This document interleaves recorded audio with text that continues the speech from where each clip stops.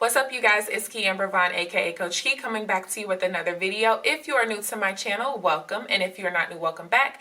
Be sure to hit the subscribe button and also tap the bell so that you are notified of every new video that I post. So as you guys can tell by the title of this video, I'm going to be talking about the 5 reasons why I will never buy a house. And I'm going to say this in 2 different ways. Why I'll never buy a house that I will actually live in, and then I'm gonna say probably at the end of it, because you know what? You can never say never.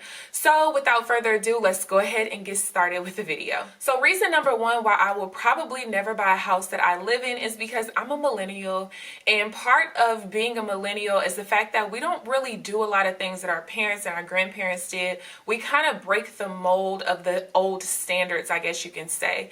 So I am a nomad. I love traveling. I've lived in different cities outside of my hometown ever since I started college. I've lived in Springfield, Illinois. I've lived in Athens, Georgia. I've lived in Dallas / Grand Prairie, Arlington, that area of Texas. And I've also, of course, lived in my hometown of St. Louis. And I've thought about moving to other different places and stuff like that in the last 3 years since I've been back home.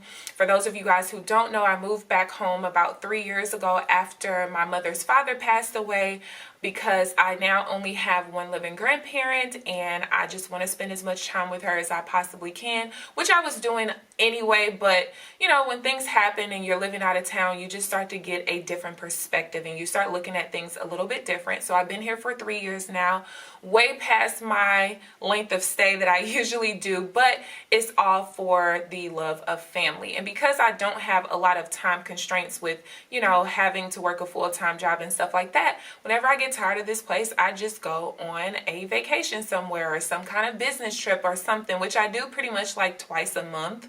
So I can't really necessarily say I get too tired of this place because I'm always gone. But I just like to get up and go. So like when I moved to when I moved to Athens, Georgia, I went down there. This was right after I graduated nursing school, and I basically went down there for a new grad hire program because I had missed the cutoff. Like in nursing, they pretty much, most standard hospitals only hire 2 times during the year, and that's like a couple of months after people graduate nursing school. And so I had waited so long to get a job after graduating because I had been going. I graduated high school at 16 and I was just like, I was off to the races after that. And so after I graduated and I took my boards and all of that stuff, I waited a while to try to find a job. And so I had missed the new hire programs. And so I would have had to wait until like September of that year. And it was like April or something like that, or March. So I had went down there for a new grad hire like event because that particular hospital was small. So they didn't go by the same standards of the larger hospitals. And I ended up getting an offer while I was there, and like 2 weeks later I moved. And then when I went to Dallas, one time, this was some years back, and I went for a business event. I loved it so much that I started looking at apartments before I left, and 2 weeks later I moved. So that's kind of how I am. I kind of blow with the wind. That's one of the good things of not having any children, you know, not having any real responsibilities outside of just, you know, paying bills wherever I'm living, is that I just get to get up and go, and that's the life that I like to live in. So if I purchase a house for me to live in, I can't necessarily do that. You know, if I decide that I want to live in another city, I have to worry about either selling the house, trying to find a good renter, then trying to figure out who's going to manage my properties while I'm gone and different stuff like that. And that's just not something that I want to do. And I'm going to talk a little bit about like the whole managing thing when I get to, I think, the 4th one. But yeah, so reason number 1, I'm a millennial. I'm a nomad. I like to just get up and go whenever I want to and not have to worry about the constraints of me, you know, having a mortgage. So yeah. Reason number 2 is that I can't really necessarily say I have commitment issues. But, you know, signing your name onto something that's like a 15-year or 30-year commitment is a lot. Now, granted, you don't have to stay in the house for the whole 15 years or the 30 years. You can sell the house, you can rent it out, whatever. But it's just something about doing that for something that I'm going to be living in, because, again, going back to number 1, I like to get up and go. So I just don't necessarily think that it's attractive for me and my lifestyle and my way of thinking for me to sign my name off on something that's a 15-year or 30-year mortgage for something that I'm going to be responsible for and I'm living in that property. It just doesn't make sense for me. Also, with me being on this debt freedom journey and getting to the point where I now basically no longer owe anybody, I'm not necessarily sure if I want to take on any more consumer debt.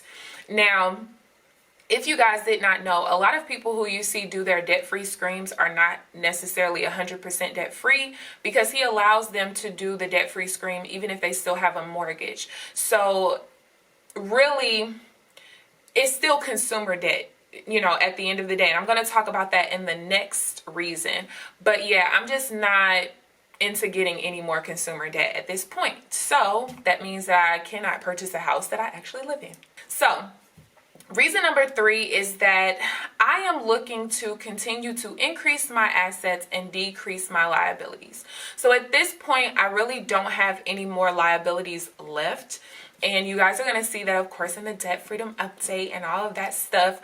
But at this point, when I'm just really starting to think about things in terms of whether it's an asset or a liability, and that doesn't just have to do with property, that has to do with people in my life, businesses, all kinds of stuff, And so when you purchase a house for you to live in, it's a liability, okay? When you purchase a property for you to rent out, to flip, whatever, some kind of investment property, it's then an asset.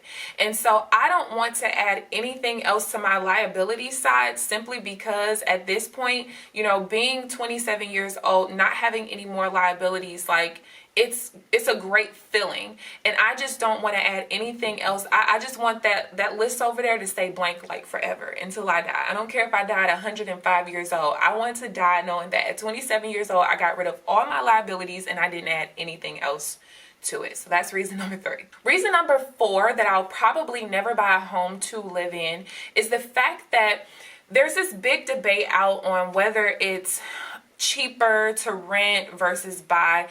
People see the cost of a mortgage and say, oh, well, if I would have been paying the same amount in rent as a mortgage, I would have owned something, I would have had something to my name.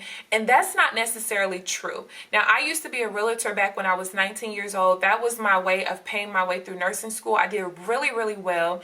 But after I graduated with my nursing degree, I just let go of my license because it really made no sense for me to keep it, because that was literally my only reason why I did it. Now, my father has been a real estate agent for almost 20 years. And, just seeing him go through the process and just knowing the process from an agent perspective, all the stuff that we have people to sign and different things like that, clients calling you after, they purchased the home and this is going bad, that's going bad, things out of your control.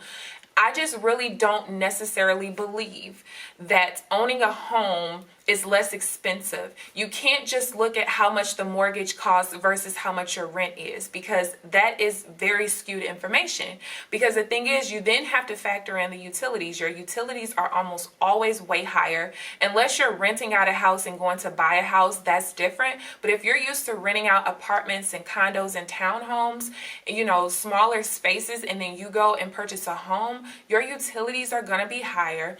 Also, when things go out in my apartment, guess what? I can call my landlord. Well, I live in, a regular community. So I can just call up to the front desk and say, hey, listen, this went out, and guess what? Maintenance is going to come by. I don't have to worry about anything. If my furnace goes out, if my AC goes out, if anything happens in this place, I do not have to worry about replacing it. When you have a home, your furnace goes out, you have to replace it unless you have some type of home warranty that's been built into your loan or whatever the case may be.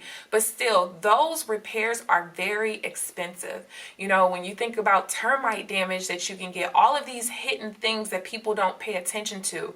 I had a cousin who purchased a house, and within 2 weeks, I think, it had rained really, really bad here, and her whole basement flooded, and her basement was completely finished. So she had to rip up the carpet, you know, rip up the drywall and all of this stuff. And here it is that I don't even think that it was covered by her home warranty, if I'm not mistaken.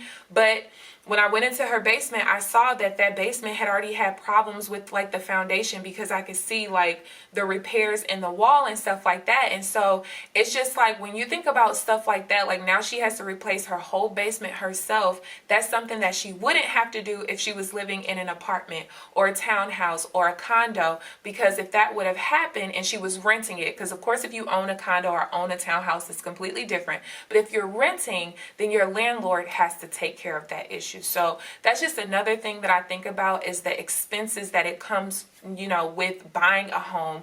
All the repairs, your utilities are higher, the landscaping and all that. It's just too much, okay? And I just don't want to deal with that. Especially me being a single woman. Now, maybe if I was married, it might be a little bit different, but I still don't believe that it'll be different. I believe that my mindset at this point is how it is. But again, that's why I say probably, because you kind of never know what the future holds. So reason number 5, and this kind of ties everything together.